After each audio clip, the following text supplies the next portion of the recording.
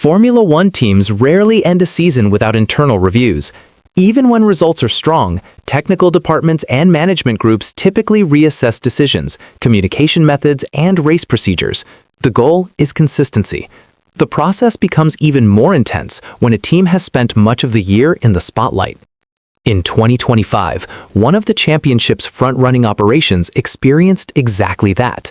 With both cars regularly in contention and strategic calls dissected race after race, attention often shifted from lap times to how decisions were made inside the garage. That scrutiny followed the team through much of the calendar.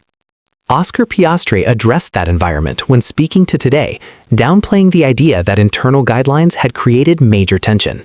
The Australian motorista insisted that the so-called papaya rules were built on sound intentions, even if they became a recurring topic in the paddock.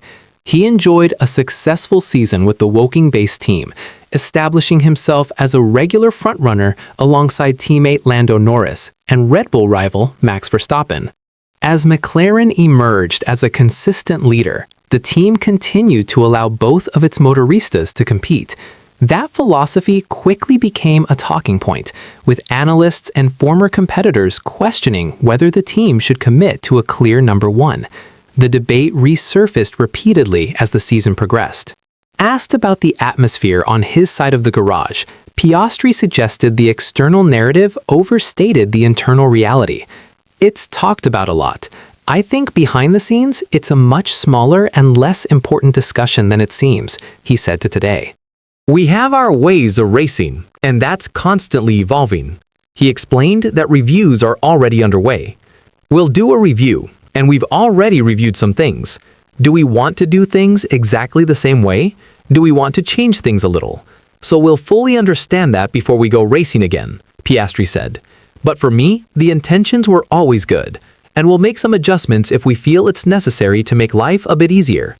Piastri won 7 Grand Prix during the year, and although he did not ultimately fight for the title, he described the campaign as an important step forward.